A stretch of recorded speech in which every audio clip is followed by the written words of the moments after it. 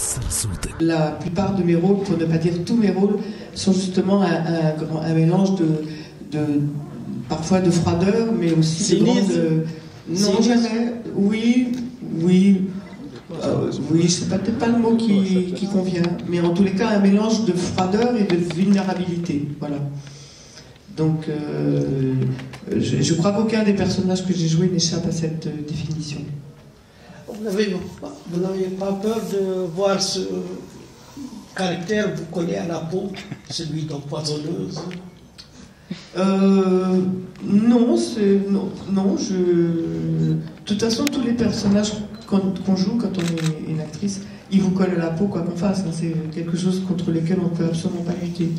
Donc, il vaut mieux s'en accommoder, et en l'occurrence, ça me pose aucun problème, parce que je sais que de toute façon, il y a toujours quelque chose d'autre qui parvient aux spectateurs. Sinon, d'ailleurs, je ne pense pas qu'on serait tous là pour en parler. Donc, il y a encore une fois ce qu'on reçoit d'une manière immédiate, et puis ce qu'on reçoit peut-être d'une manière un petit peu plus presque inconsciente, sans qu'on l'ait vraiment compris. Il y a aussi quelque chose qui vous échappe, à moi comme au spectateur. Et c'est sur cette part-là au fond, c'est cette part-là à laquelle je fais entièrement confiance. Parfois, les personnages sont à la limite de la folie. Donc, je voulais vous demander, est-ce que c'est un choix de votre part de faire ces personnages, prendre ces rôles bien précis? Choisir ma place, bien sûr. C'est aussi un choix de la part des metteurs en scène de me les proposer, mais ça, encore une fois, c'est une perception qu'on peut avoir, et je peux tout à fait la comprendre quand on regarde les films.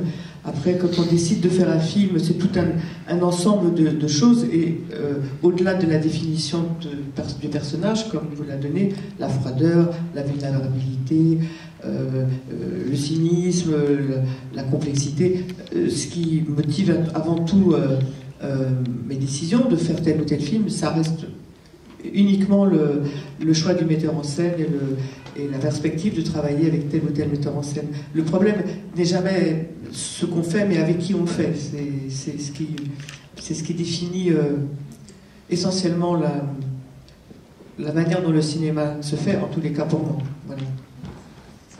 Pour fabriquer de la vraisemblance, là on sait très bien que voilà, il y a effectivement de la violence, mais pour ce qui est de ce qu'on peut éprouver quand on tourne ce genre de scène, ça n'a rien à voir avec ce que vous pouvez en éprouver sur l'écran. Et c'est évidemment des scènes à la fois préparées, et puis aussi très montées.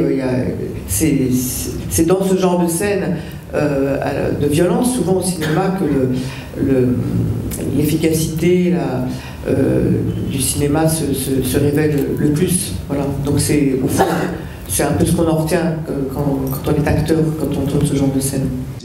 Dans les pays où il n'y a pas de salles qui diffusent des films indépendants, eh bien les films ne peuvent être vus que par le biais du piratage, ou en DVD, ou à la télévision éventuellement. Mais, et vraiment, la Tunisie n'est pas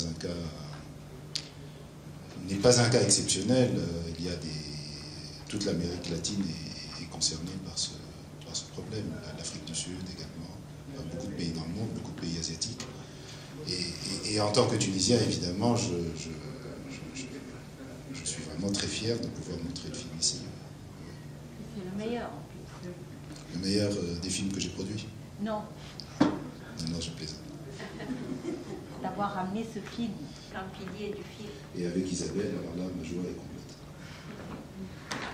Et moi aussi, d'ailleurs. Pour lui demander, lui proposer, lui suggérer qu'on fasse ce film ensemble. Non, c'est vraiment un film que j'ai entièrement revendiqué depuis le début.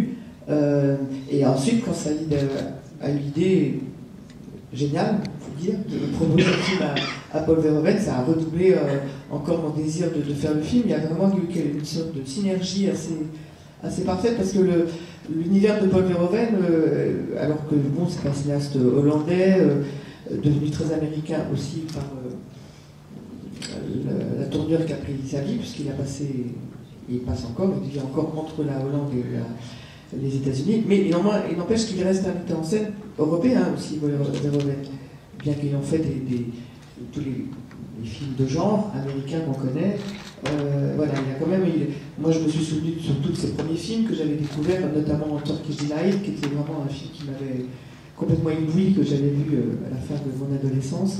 Et il y avait quelque chose qui correspondait parfaitement entre l'univers de Jean et l'univers de Paul Verhoeven. Voilà. Donc, à partir du moment où j'ai su que c'était lui qui allait le faire, voilà, ça a redoublé encore mon désir de le faire. Il n'empêche que cette vengeance s'accomplit pleinement, et je disais tout à l'heure que pour moi, la vraie immoralité du film, le film peut être amoral, mais en aucune manière, enfin, la vraie immoralité du film serait évidemment qu'il soit sentimental, ou qu'on assiste comme ça à une sorte de sentimentalisme, de premier degré. Le film est le contraire de ça, et voilà, de cette manière-là, je pense qu'il garde la parfaite distance, et qu'il est à mes yeux... Les plans, il se termine de façon assez étonnante, assez étrange. Vraiment, ces deux femmes qui s'éloignent dans ce cimetière plein de morts, et eux qui incarnent cette vie dans toute sa puissance, puisqu'elles sont debout et il y a des milliers de personnes étendues sous terre. Merci. Mais que pour un film, pour un spectateur de cinéma, il n'y avait pas vraiment suffisamment d'appel de fiction. Et pourquoi elle? D'abord parce que le film est un portrait de femme, et puis il y avait de ma part peut-être une arrière-pensée cinéphilique, comme je pense que Verhoeven est un cinéaste très buñuelien. C'est en pensant à un titre de film de Buñuel qui s'appelle Elle, mais EL, qui est un film sur un sujet totalement différent. Voilà, l'idée m'était venue un peu comme ça, et Paul a trouvé le titre formidable. Un peu mieux que O.